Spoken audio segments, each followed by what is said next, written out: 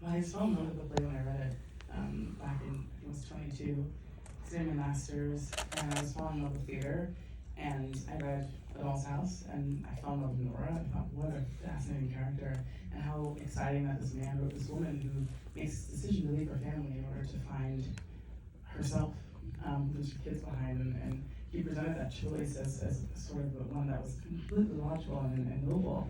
And I thought, wow, how fascinating. He really is curious about women. And then I was like, what's Hedda Gabler? And I read that, and I said, whoa. He said, women are crazy. You know? I think he was really challenging us to see women as full people. Whether it was Nora or it was Hedda Gabler, you know, the choices maybe you don't agree with, but in searching for the reason, you start to kind of question your own sense of self and your own pursuit of freedom, and you start to question, I hope, like, what is freedom, what is cowardice, what is bravery?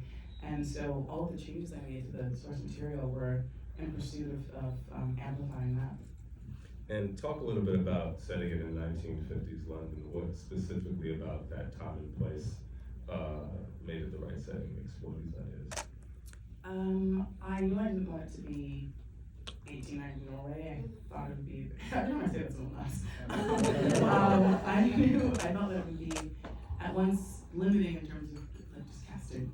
I like my people of color to exist in the worlds that I make movies about, insofar as I can. And I also thought it would feel too distant from us. And I wanted it to stay a period, but I wanted it to be a period that was recognizable, not just from a cultural point of view. And I think the 50s are very present for us still culturally, but also from like a pop culture point of view.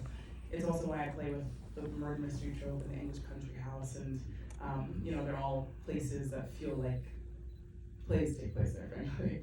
And it's all kind of about pretending facades, so that was a big reason why the 50s, along with the conformity and the repression of the time, and then England's, again, repression. So that was the repression was the main reason, yeah. Okay.